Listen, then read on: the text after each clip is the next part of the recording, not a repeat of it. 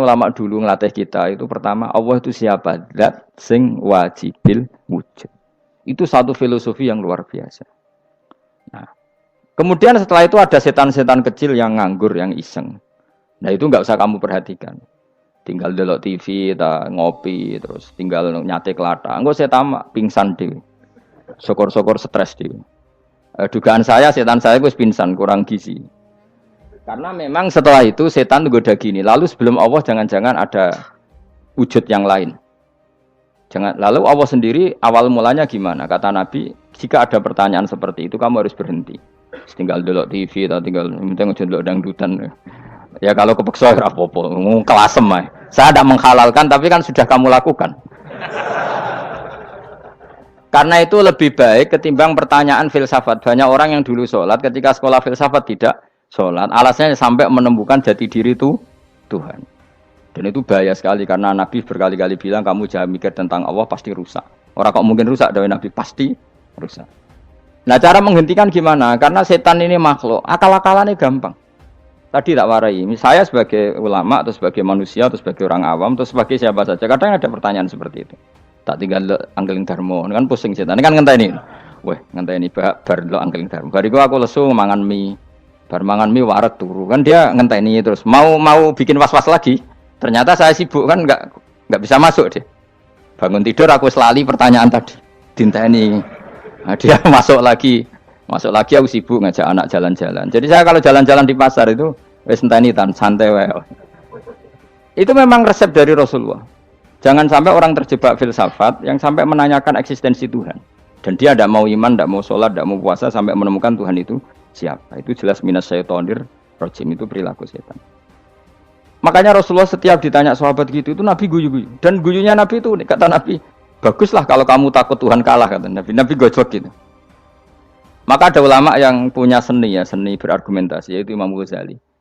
Jika setan tanya kamu, lalu sebelum Allah jangan-jangan ada wujud yang sebelum Allah. Kata Imam Ghazali, ya itu saja yang Tuhan. Yang Allah ini enggak jadi Tuhan. Ya berarti wujud sebelum Allah itu yang benar-benar Allah. Kalau kamu bayangkan lagi, jangan-jangan sebelum itu ada wujud lagi. Ya itu saja yang benar-benar Allah. Sehingga tetap Allah itu menang terus. Paham ya? Yang jelas jangan sampai didahului Adam, karena kalau didahului Adam lebih ngeri lagi, karena sesuatu yang enggak ada menciptakan yang ada itu lebih buruk lagi menurut akal. Menurut apa akal? Nah, daripada kamu enggak salim Imam Ghazali, tinggal saja ndelok tadi ndelok sinetron. Ndelok yang lucu-lucu aja. Ndelok sing lucu-lucu. Ndelok apa? Mencari Tuhan. Pokoke sing aneh-aneh, sing goblok-goblok, sing lucu-lucu, sing perane wong apa? Saya sering diproses saya. Gus Salim jenengan kok sering ndelok sinetron sing ana dialog wong goblok-goblok. Wong goblok itu menarik cara kula. Apa ya? Cara pandang itu di luar dugaan saya karena kula lu berkali-kali lho kalah wong goblok. Jadi makanya. Ini tak ceritani beberapa kali yang jari Gus Wak cerdas berkali-kali kalah wong goblok. Ada seorang santri itu ingin dibelikan bapaknya itu sepeda motor. Bapaknya wong desa, senengane ngrumat sapi wedhus. Lah menurut saya ya orang tuanya itu mampu lah, sangat mampu untuk beli itu. Pak mbok ditukokno mawon wong sepeda motor. Kata bapaknya, "Anakku nu jog mondok tak goblok, Gus." Wong njaluk kok sepeda motor, njaluk mobil ora ya goblok. Lah kok goblok, Pak? Jenenge donya iku Gus, sing lahirno donya kok sapi iku ndek anak, wedhus ndek anak jenenge donya. Di mana-mana jenenge donya sing lahirno donya. Iki donya kok mangan donya. Mergo motor iku kan tuku bensin, mobil. Iku cara dekne iku goblok, Gus. Wah. Batin berarti kabeh kiai goblok perkarane tuku donya sing ngentekno donya. Cara dene donya iku sing lahirno donya. Batin kok pinter iki batin. Untungnya saya ini ulama ya, ahli tafsir ya malu. Sebenarnya kalah itu ya malu. Tapi saya sebagai orang objektif fair, itu teori benar apa? Jadi donya iku ya sing lahirno donya. Donya kok mangan donya iku goblok. Untungnya dia dengan saya itu jaraknya 5 kilo 7 kilo karena 7 kilo. Lala dia diterkon sepeda motor, tapi tetap mau kalah. Pak, nanti jalan kaki saja. Karena kalau pakai motor, ini kegoblokan kata saya. Terus mendingan nih, loh Gus mau kalah tadi.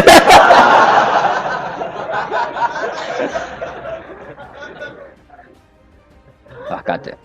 Singkat cerita dia bersikeras, nggak mau beliin sepeda motor anaknya karena di mana-mana dunia gue sing lahir no dunia, nggak boleh dunia kok mangan Ini satu kegoblokan yang agak ilmiah tadi. Nah, Imam Asy'ari juga mengalami hal yang sama. Imam Asy'ari itu punya, kita kalau ahli sunnah kan dua partai ya. Ya, dalam ahli sunnah itu hanya ada dua partai juga. Kalau nggak Asy'ari ya Maturidi. Ya, dan sama-sama alim. Ya kalau terpaut ya paling 5%, 7% ya. Kealimannya Asy'ari dan Maturidi. Imam Asy'ari itu bikin logika yang jelimet seperti saya sekarang ini. Logikanya jelimet, tapi permanen. Jadi yang saya ajarkan tadi itu logika yang jelimet tapi apa? Permanen. Karena tadi alam raya ini kadung wujud. Kalau kadung wujud pasti pewujudnya yang menciptakan wujud pasti adalah kewujudan. Karena al-adam la yu'athiru syai'an. Di mana-mana kenihilan tidak yu'athiru syai'an. Ya sepakat ya, gampang kan? Tentu wujud ini prima disebut wajibil wujud. Lalu Imam Asy'ari itu bersikeras. Kalau imanul muqallid itu tidak diterima. Terus banyak yang keberatan ulama, tapi Nabi nyatanya yaktafi bi imanil a'rab al khalina anin nadzur. Nabi nyatanya mencukupkan imannya orang-orang Bedui yang mereka itu kayaknya tidak bisa mikir. Ya, Nabi yaktafi bi imanil a'rab itu wong desa al khalina anin nadzur yang mereka itu tidak bisa apa? Berpikir. Singkat cerita Imam Asy'ari survei. Coba ayo kita tanya orang-orang kampung. Ternyata kegoblokan orang kampung itu ya ilmiah, masyhur itu. Imam Asy'ari saja harus belajar dari wong awam, wong goblok-goblok. Kita kok ingin ya Badawi bima arafta rabbak. Kowe kok iman be Allah iku bima arafta rabbak. Lalu kamu tahu Tuhan kamu atas nama apa? Dengan logika apa? Jawabnya enak ya. Al-ba'ratu tadullu 'alal ba'ir wa atharul aqdam yadullu 'alal masir. Angger ana tletong ya ana ontane. Angger ana bekas delamaane wong ya ana sing bar liwat. Jadi misalnya ada bekas teracak anjing, berarti anjing habis liwat. Ada bekas apa ular ya berarti ular harus liwat. Ada bekas tercak manusia ya berarti manusia habis liwat. La wa hadzal alam atharun min athari qudratillah. Alam iki bekas, mesti ana sing gawe. Jadi Mas Ari pinter juga, mesti logikane gak jelimet tapi agar ana tletong ana sapine. Ana teracake wong berarti ana sing bar liwat. Dene ngomong gampang wa atharul aqdam ya dulu alal masir. Nah, terus Imam Asy'ari habis itu ngendikan, ya sudahlah dengan logika apa saja. Meskipun karena zori hadal Arabi sebagaimana cara berpikir Bedui ini, sementing ada nazar. Apa ada nazar. Ya nazar apa saja. Misalnya orang ahli matematika mungkin bilang angka dimulai dari 1. 0 itu akal-akalane Khawarizm. Mergo ini kebingungan nulis 10. Tapi tetap angka itu dimulai dari 1. Kalau misalnya 1 untuk mecah kesulitan ya harus dimulai 0,1. Tidak bisa 0 tok. Jadi 0 dulu itu untuk mematahkan kalau jumlah itu tidak sampai 1. Tapi faktanya jumlah itu kan pasti 1 karena dimulai dari wajibil wujud. Khawarizm itu ya pintar matematika. Saya juga punya ilmu hisabnya Khawarizm. Itu kan dia karena kebingungan angka pecah. Misalnya 1 tidak sampai 2. Mau tidak mau harus ditulis 1,5 misalnya. Paham ya? Lalu kalau sebelum 1 tetap dia harus 0,5. Lalu hakikat 0,5 itu kan bagian dari wujud apa bagian dari Adam? Tetap bagian dari wujud. Jadi 0,5 itu kan khayal kuliah. Tak warai ya. Mungkin saya ada ahli matematika ala wong kampus, tapi saya tahu Kang, ala Islam itu lebih gampang. Misalnya gini. Sesuatu itu kadang kamu putuskan itu satuannya 1. Tentu ketika separuh kamu katakan baru separuh. Tapi sebetulnya ketika satuan itu kamu katakan 10, yang separuh itu sudah 5. Itu kan terserah sing bagi, napa? Terserah sing bagi. Ya iya dong, misalnya 1 juta, 5-nya artinya apa coba? 500.000 kan. Sekarang kalau 100.000, 5-nya jadi berapa? 50. Kalau 1,5 jadi. Nah, itu kan terserah satuannya apa?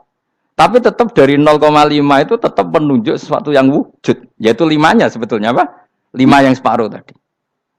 Paham sih kalau maksud? Tetap nggak bisa sesuatu dimulai dari apa? 0. Nah, makanya kata Abdul Hamid Khan kalau dalam mendidik tauhid, itu gampang saja tadi. Alam raya ini kadung maujud, kalau kadung maujud pasti disebabkan oleh sesuatu yang wujud. Karena wujud pencipta harus berstatus prima. Lah prima ini atau premium ini kita sifati wajibil wujud. Atau kamu katakan apalah kausa prima atau musabbibul asbab. Nah kelirunya kita dalam berislam itu, kritiknya para ulama, kita ini nyebut Allah dulu baru menceritakan status Allah. Kalau zaman Nabi itu dibalik. Status wajibil wujud itu kita terangkan dulu, baru yang oleh Islam itu namanya Allah. Paham ya? Kan beda, misalnya gini logikanya gini, kamu ketemu orang ateis, saya ulang lagi, kamu ketemu orang ateis, terus kamu ditanya, lalu alam ini yang menciptakan siapa? Allah Jalla Jalaluh. Mesti kan tanya, man huwa Allah, Allah itu siapa? Kalau dulu Islam mengajarkan enggak gitu, surat pertama turun apa coba? Iqra. Iqra itu enggak nyebut kata Allah, Iqra bismi rabbika. Rabbika itu siapa? Alladzi khalaq. Sebutlah nama Tuhan. Yang berhak menyandang Tuhan adalah zat yang pencipta. Itu tidak ada kata Allah. Di surat Mudatsir, surat kedua. Ya ayyuhal mudatsir kum fa'anzir wa rabbaka fakabbir. Bukan Allah fakabbir, wa rabbaka fakabbir. Sehingga cara berpikir gini dibalik. Sebutlah Tuhan kamu. Tuhan itu siapa? Yang berstatus Tuhan adalah zat yang berstatus pencipta. Nah, lalu pencipta ini oleh Islam dinamai Allah. Kalau orang ateis kamu langsung bilang Allah, man huwa Allah. Berarti pertanyaannya Allah itu siapa? Lalu kamu jelaskan Allah adalah pencipta. Allah adalah wajibil wujud. Tentu lebih gampang kamu terangkan. Makanya Al-Qur'an menerangkan amkhuliqu min ghairi syai'in. Maknanya saya di sini maknanya ya Allah. Apa? Allah. Apakah mereka diciptakan tanpa pencipta? Tentu setelah Islam tahu itu namanya siapa? Allah.